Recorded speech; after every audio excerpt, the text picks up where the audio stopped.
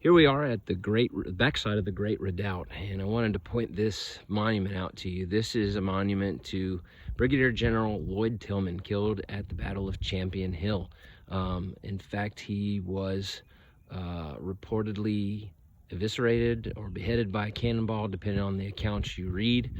And some of you might be asking, well, why is this marker here on the Vicksburg battlefield? The reason being is until very recently, the Champion Hill battlefield was still owned by the Champion family. It was in its private property. As such, there is again, until recently, not much signage out there, as well as pretty low visitor. Very few people can get out on the battlefield unless they took a private tour from Sid Champion V, which admittedly would be pretty interesting to be given a tour by an ancestor of the man who owned the land at the time of the battle. The Champion Hill battlefield has since been given back to the National Park Service, and the American Battlefield Trust has helped in that as well. There are plans to develop that battlefield. There is some signage out there at places like the Coker House, but unless you really know your way around, it's not the most easy battlefield to navigate and to find the things that you're looking for. So again, back to this monument. Tillman's family decided that because not too many people would be visiting out there, they wanted, of course, their ancestor to be remembered, and so they decided that they would put his monument here at Vicksburg National Military Park to get the most viewership as possible. And so probably a wise move, but it is out of place on this battlefield. I don't know, I'm sure they probably will not move it even after Champion Hill gets developed a bit more, but that's here. Now there is a marker out there on the side of the road where Tillman was reportedly killed at the time of the battle, and you can see that if you kind of know where to look. There is some literature out there to kind of help you navigate that. There's a series that the U.S. Army War College does, a series of books, and they have done one on the Vicksburg campaign, and it's one that I use. It's quite good. Again, I'll do a video on different things that I use at the battlefields to help me navigate.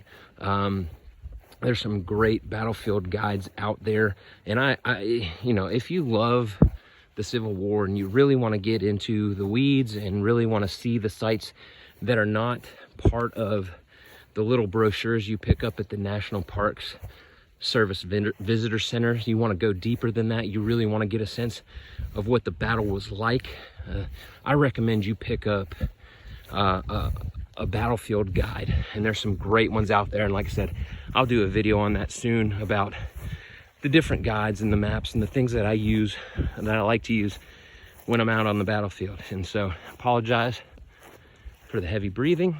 I'm walking, as you can see, and this is the Great Redoubt, and it was manned by the Louisiana troops. So for those of you who are from Louisiana or claim some sort of connection to the state, that is the Louisiana monument here on the battlefield, and it is an impressive monument, and the view from it is all equally impressive. However, you have to get out of your car and walk up to it to be able to get to it. And in my opinion, the best way to see these battlefields is to walk them. You've got to get out of your car and take a look at things and walk the ground and see what it's like. But I understand also that for everybody, that is not a reality. It just physically cannot do it for whatever reason, and so it gets pretty tough to get these views. But I do want to take you up here so you can see it. And I want you to be able to see this terrain. Again, this is, if you look out here, Battery de Gallier that we covered in another video. You see this terrain that the Union forces had to come this way from. The Confederates here manning the Great Redoubt, 3rd Louisiana Redan, which is right there. Again, you see the monument to the Illinois troops, the Shirley House. So you got Union troops coming down this Jackson Road here. And this is one of the avenues into Vicksburg. You also got Union troops coming this way towards us on this screen. You may be able to see along the park road out here some blue signs marking their approach. You also have some marker down here in the woods.